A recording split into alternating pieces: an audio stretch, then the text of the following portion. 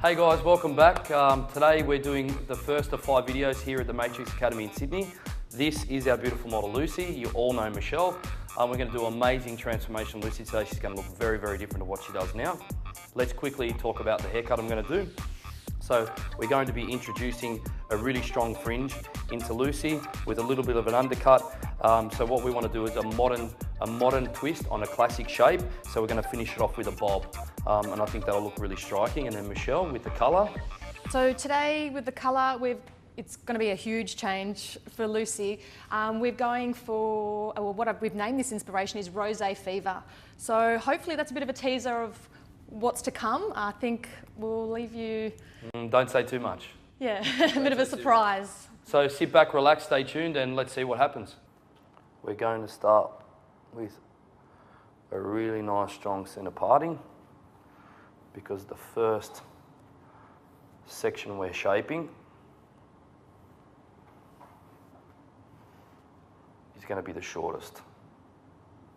So one thing I like to look for is any sort of obstacle that you might find in the hairline that could make this fringe become problematic. I don't want to cut an element into someone's hair that's going to cause them grief in the morning when they're styling.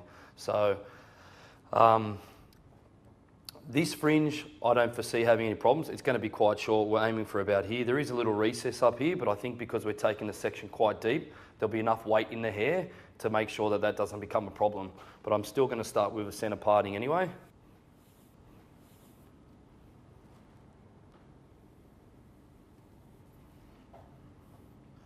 And I'll show you guys one thing I do like to do is, even though I'm not working on the back yet, I'm actually taking this section right through the back. I'll spin Lucy around so you can see. So you can see that I've taken this right through to the back anyway. Then we're going to do one section to behind the ear, and we'll just clip that away because we don't need it.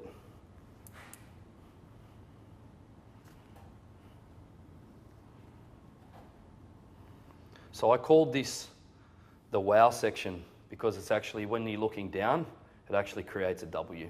So we'll get you guys to come a little bit closer in a second, have a look. So I'm just checking, you guys can see that that's already starting to come into play where that recess is. So these are things that when you're working through the haircut, you may need to adapt. You might have a thing in your mind where you're like, I'm doing it this way, but you have to be able to adapt and sort of deal with the obstacles as they come. So don't be too proud and just say, no, I've decided I'm doing this, I'm going to do it, and follow through. If you need to adjust it and move it across, you can. For this particular issue, what I could suggest is maybe doing a side parting, so you end up with more hair coming from this side to the other side. But I'm pretty confident that with this amount of hair coming down on the face, this won't be much of an issue. So let's clip this out of the way.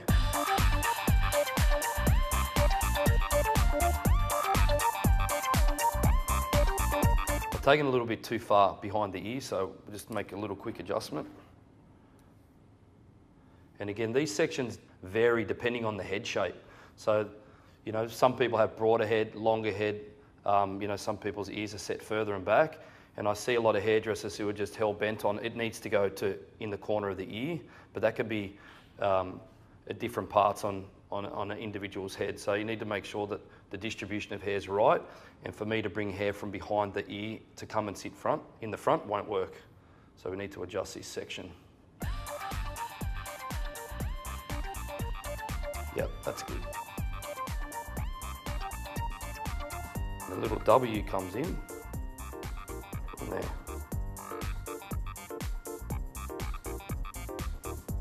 This comes away as well. So let's get you just to look down. You can see this comes this way to the top, bottom, and then we'll come back up here.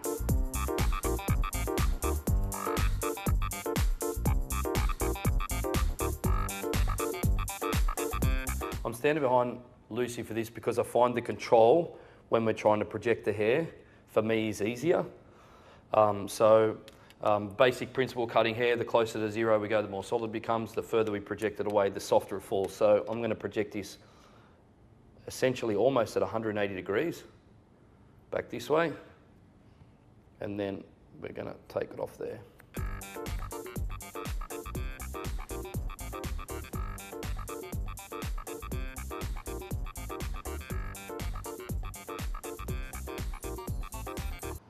And then all we need to do is just on the corner of that ear, we just need to take that down so the ear doesn't disrupt the fall of the hair, and we want that to be soft. So basically what's going to happen is when Lucy wears her hair tucked behind the ear, we're going to see this nice softer shortness there. We could go short with clippers, but I just felt with the fringe being strong, that being clippered might be a little bit aggressive, and I want to keep softness on the face.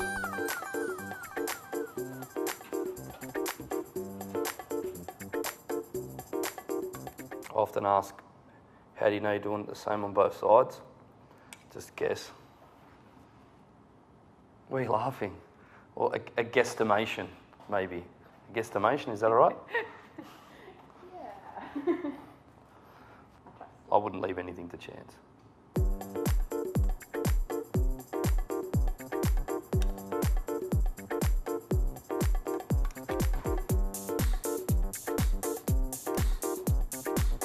Spin Lucy around, check for balance, make sure we're good here.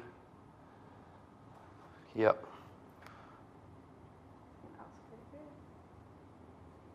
Just like to make any sort of little adjustments. Free hand, again, we want to keep it as soft as we can.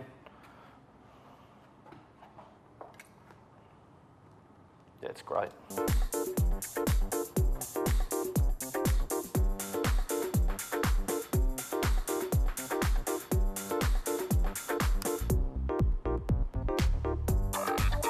We should cut all your hair off.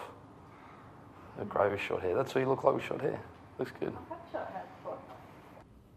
Okay, so what I'm looking for is nice, even distribution of hair.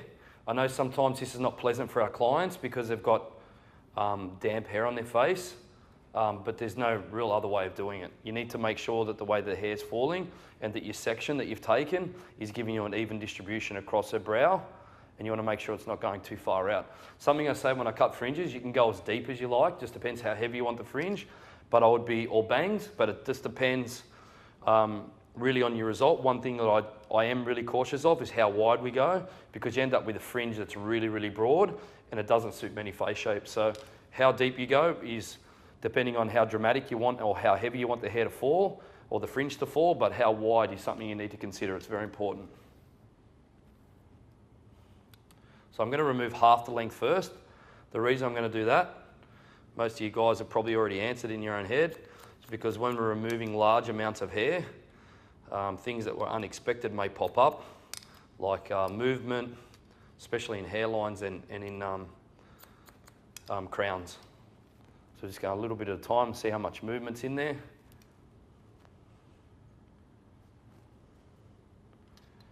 And I'm always going to leave myself about a half to a quarter of a centimetre to adjust when it's dry. And before, when I was cutting the sides and we were sectioning this up, I was talking about being prepared to adapt and to improvise. So if I'm halfway through cutting Lucy's fringe and this recess on her right-hand side or my left-hand side starts to become a problem, we could abort here. And we could say, you know what, was going to go really hard and short with the fringe, but it's just not going to work because this is going to start becoming an issue, and allows you to have a little bit of flexibility there. That's why you just can't be really set in concrete on the length of a fringe. But we're going to go a lot shorter than this because I don't see any problems at all.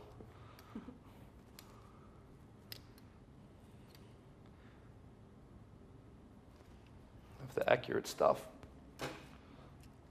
Because we're not removing bulk length, now we're starting to create final shape. We need to make sure that the amount of hair in each section allows us to cut an accurate line.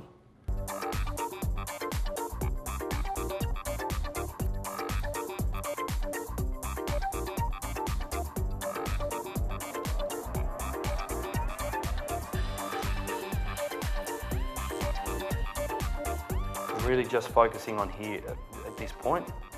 Not worried about the sides. You probably notice I'm over-directing to retain the length. And then what I'm going to do, we're going to come back in here and cut that off square in a sec.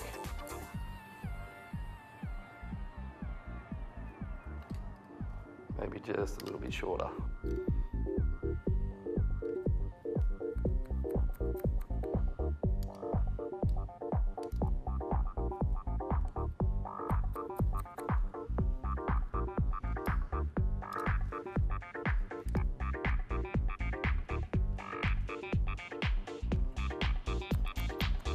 It's actually a lot of fun as a hair cutter creating elements like this in haircuts because they get the person who's wearing them lots of attention, then we get to take credit for them.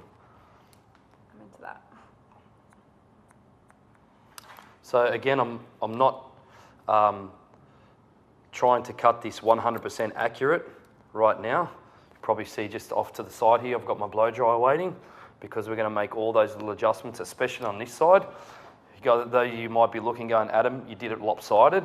I've actually intentionally left it longer here until this dries and I see how much this springs up. So now I'm going to switch the blow dryer on. We're just going to flatten it out a little bit.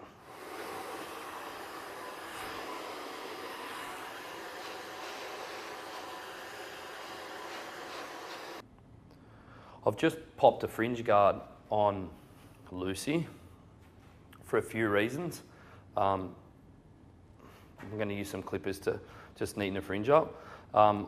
Just to protect the forehead, obviously, and to keep the hair from going in your eyes, because when you're working with dry hair, it can sometimes become a little bit like it can irritate people on their skin.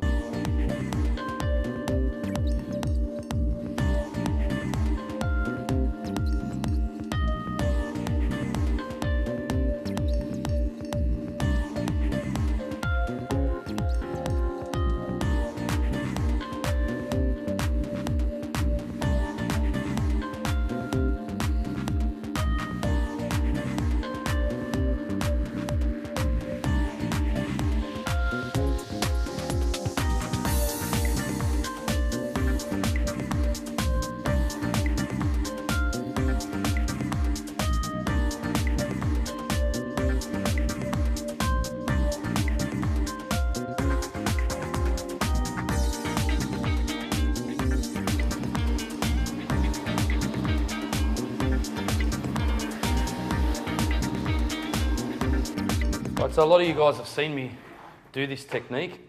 I'm going to put my scissors away, I'm going to use the clippers. I want to create a super blunt line, so important to make sure your client's super straight. Head in natural position first, and then if you can just dip your chin just a tiny bit, perfect. I'm just going to make sure that there's nothing on the hairline, so it'll get in our way.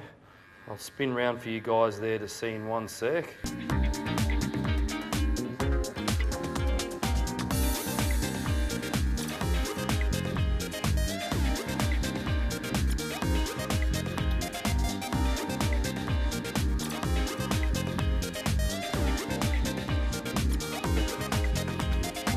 So again, for me, a clipper is a bulk hair removal tool. I wouldn't use this to finish. So I will go back with my scissors and make sure that it's accurate and perfect.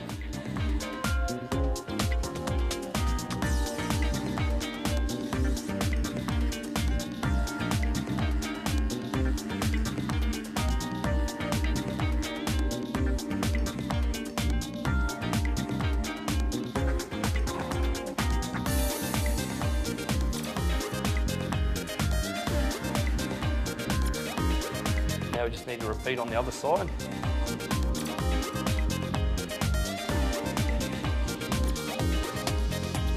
Always making sure you over direct, always over direct, and then watch how the hair swings around, and then when the graduation appears, like here, we can go back and clean that out.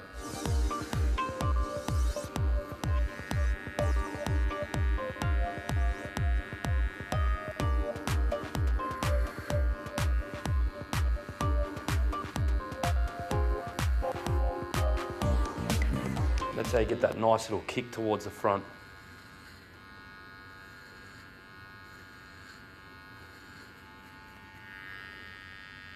Chin up for me, gorgeous. Perfect. And just down, just slightly, yep.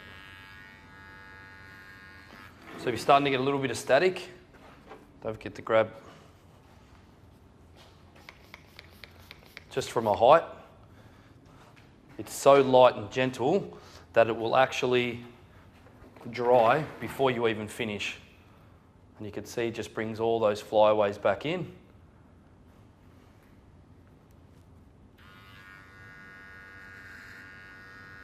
We can just clean that out.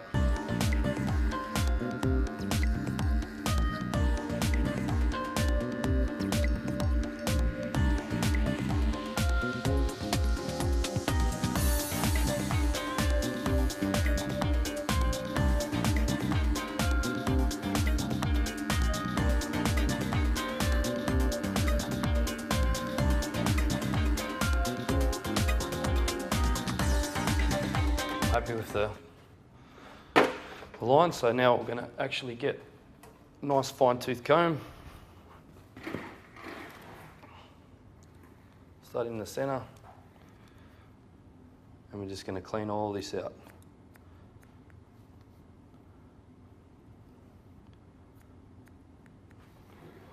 Once Lucy's had her hair coloured and blow dried, this is all going to move again, so obviously I'll come back and check. But we're going to get it 90% there.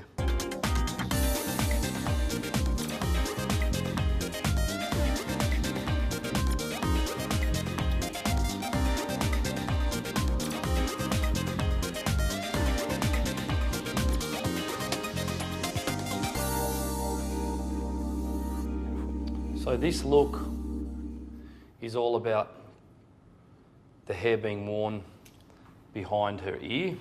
So we're going to bring all this hair back into the baseline and cut it all on that one plane. And what we're going to do is get Lucy to turn her head this way a little bit. We're going to do it all at once. Bring the scissor in behind and ribbon this a little bit. Try not to manipulate the hair too much.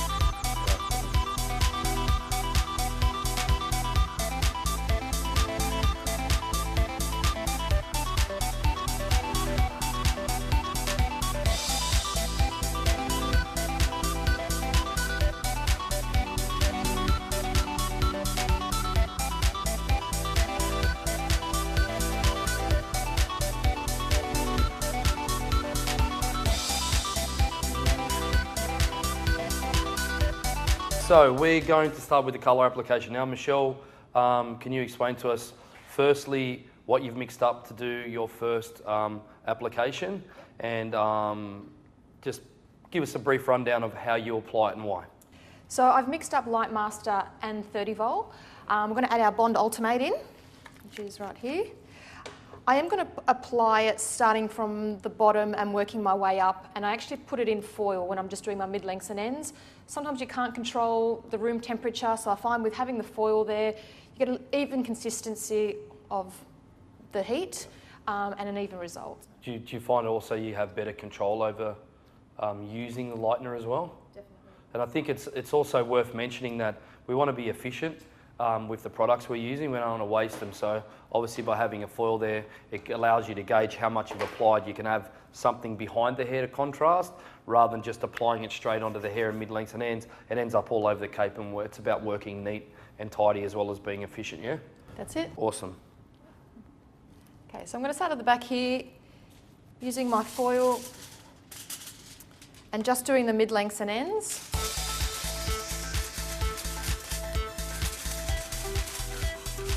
Making sure I've got enough colour on there.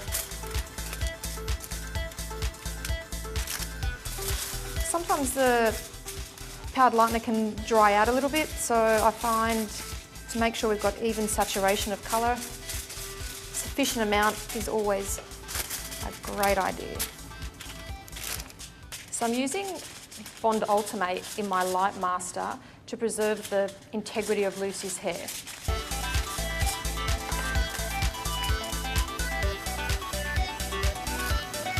So obviously you're 4 or 5 sections deep now. I've noticed that you're being quite strategic with the sections you're taking. So what's the reasoning for what is it? It's about 1 centimetre? Yeah, roughly about 1 centimetre, just to make sure the colour can get through and lighten evenly. So saturation is very important to the colour. Definitely. Yeah. So will you continue to take horizontal sections all the way through to the top? Yes, I will, and then I'll the same on the sides as well.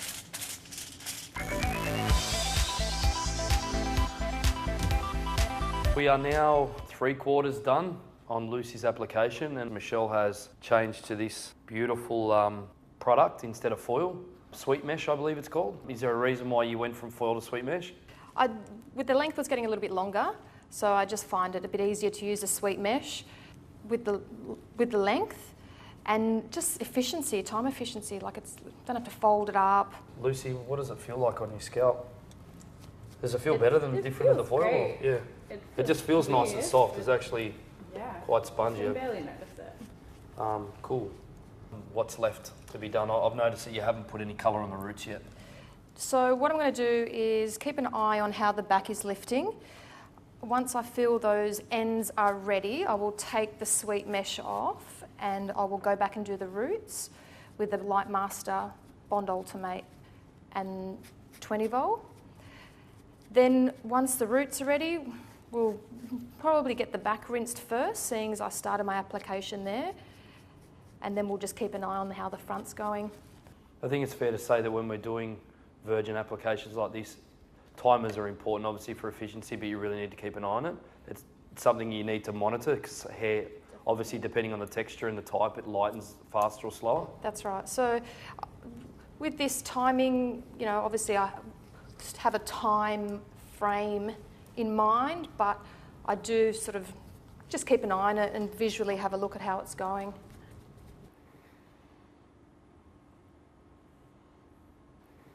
Hey guys, Lucy's obviously back from being pre-lightened. Michelle, we had a very involved conversation off camera regarding where we're at with the base colour at the moment. Michelle, you want to share your insights on why we decided to call it quits in terms of lightening it? Because obviously we could have done a second application, but you've made an executive decision to do one application. Well, first thing, we don't need the roots as light as the ends. I want to have a melted effect of colour. So a little bit deeper at the roots, coming into really light through those ends. So we don't need to create stress, damage, yeah. Cool. Yeah. And I think it's really important to mention that a lot of the times we colour hair, you know, we take it further than what needs to be, and we discussed that the rose gold colour we're using true to swatch at full strength is around about a level 7, is that right?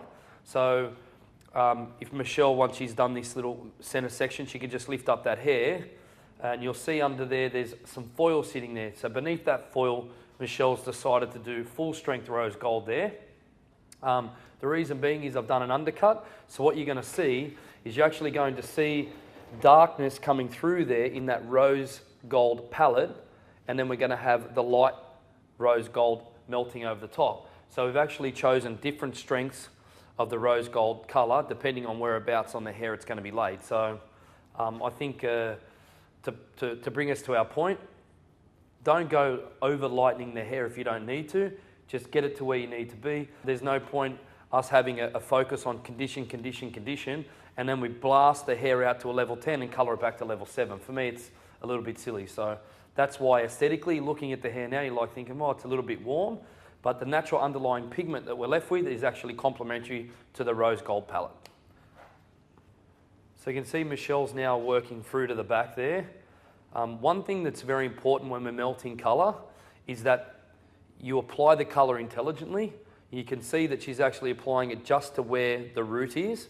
So we've explained the reason why we didn't go back and do a second application and blast the root out more. So that was because we found that the natural underlying pigment was complementary to the rose gold. So if that's the case, and for us to actually have a theory that makes sense, we're not then going to go and spread that full strength colour that we want only on those roots that are a little bit darker to the rest of the hair, because that would actually just not make any sense at all. So you need to make sure that when we're melting, the application is actually very neat. Okay, so I'm just finishing off the regrowth at the back here, then I'll move on to the front and finish that. Then I'll go through and melt another diluted rose gold through the mids, and then through the very ends and a little bit of the mid-lengths. We're going to do an even more diluted version of the rose gold. Okay, now I need to do this front section. Michelle, can you tell me why I've noticed you've had this one piece of foil that you've been using around the whole head? Can you tell me the reason for you applying the roots with foil underneath it? I use the foil to prevent the ends touching the root colour, so it just gives them a bit of added insurance that I'm not going to get that darker root colour through those mid-lengths and ends. Perfect. I guess that, especially for a melting technique, again, we've touched on that's really important, that we prevent it. And that can come from just on your glove, right? Yeah. You could just have it on your glove, it could be on the end of a brush, you could just kiss it, and then you get to the end of the processing and you've got this splotch there, we call it soccer balling, you end up with this little patch, and it's because you haven't protected the hair, because when you apply the roots, it's very easy to overlap and then get it onto the hair. We want to keep clean. So what are you moving on to next? Still so just still finishing. on the roots? Yep, just finishing this last section. Yep. Then I'm doing the mid-lengths. Not all the mid-lengths, but just about an inch away from the roots. So as a hairdresser, as a colourist, where does this start getting creative for you? Is it in the process? Is it in the application? Because let's be honest, applying to the roots is a technical skill, and I think it's something that we should never take for granted how important it actually is to ensure that you're only applying the colour to the area you need to.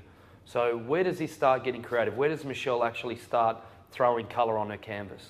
Look, I think from everything that you just mentioned, from the mixtures to the application, the way I go about applying the colour, the sectioning, all that, I think. So creative being creative is a process for you. Yeah, it's not winging it. It's not off the cuff. Look, I think it's a really important thing to talk about, because there's this illusion that there's not much thought that goes into melting and balayage and any other technique. And I think with the metallics, I think we need to be clear that it's important that people understand that Michelle has actually spent a long time thinking about how she's going to apply these, and the techniques are all very much premeditated and calculated. So especially when we regress back to the haircut, when we did this M section, and we spoke about it during the haircut, I keep calling it the M section because I'm looking this way, it's actually a W, we call it the wow section. So the wow section was all about, as a hair cutter, providing a platform for a colourist to be creative, but again, it's all sectioned out and it's all measured. I think that's important to talk about that.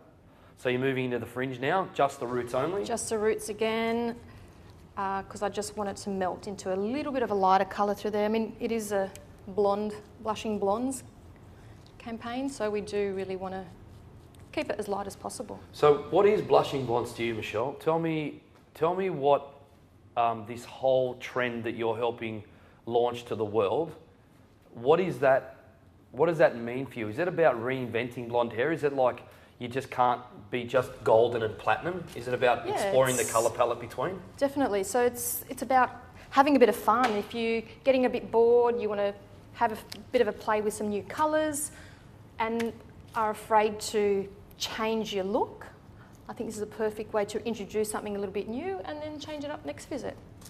Amazing. Now I'm applying the mid-lengths. I'm using 2/3 clear and a 1/3 rose gold. Now the reason why I keep wiping my hand is that I really don't want to mix the colours yet. Once I get the mid-lengths on, I'm going to come back and do the ends, and then I'm actually going to melt the two colours together. So roots to mids and then mids to ends. Amazing. There's a lot of thought that goes into melting colour, huh? These metal colours are amazing. Absolutely amazing. The importance of not getting contamination we've already touched on. I know that we as commercial hairdressers are often under pressure, but I think that if you have a look at the big picture, you'll find that by rushing and cutting corners, it ultimately costs you more time in the end.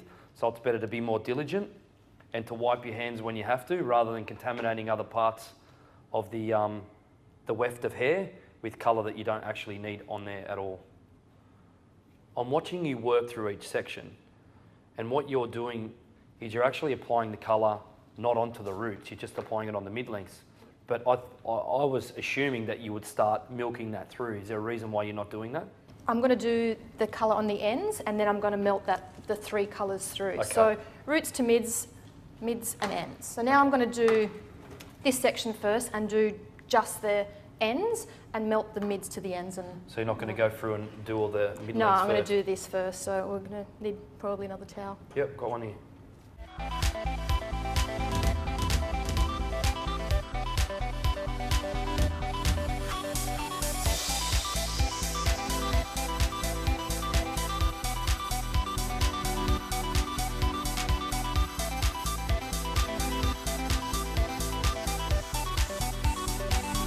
So we're nearing the end of the application.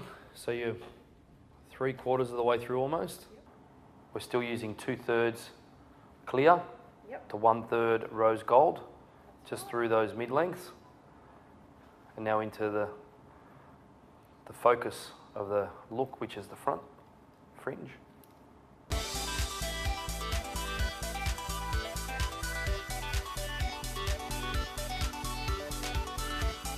Okay, so application's finished. Yes. That was a marathon. Yes. So let's just do a little recap. So we actually used a rose gold colour palette for this. Yep.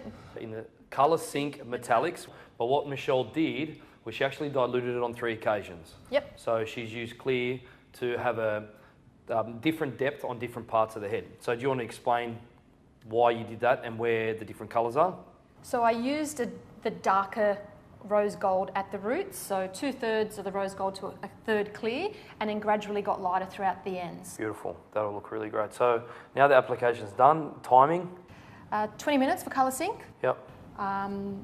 So we'll see you back in about 20 minutes. 20 minutes, we're going to get it rinsed off. You're going to see me back here. We're going to obviously blow dry it, style it, and we're going to reveal the finished look to you guys, and we'll be back real soon. Well, what a big day it's been. Huge. Introducing the new Lucy. Welcome to the world.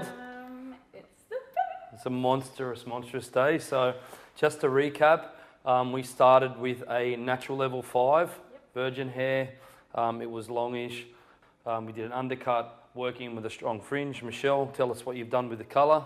I actually used Light Master, 30 Vol and Bond Ultim8 through the mid-lengths and ends, putting it, well, I started with foil, but then I changed to the sweet mesh. I really like that sweet mesh. It was good. It was easy to work with.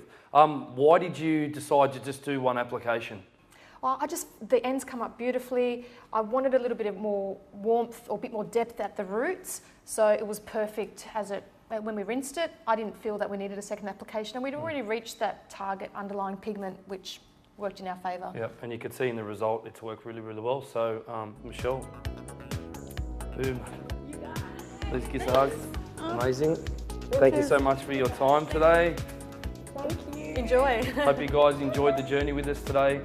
Make sure you hit Matrix YouTube channel, hit subscribe, so you get all their latest updates and all the latest uploads. Lucy, thanks very much, and hopefully we'll see you again. Bye guys.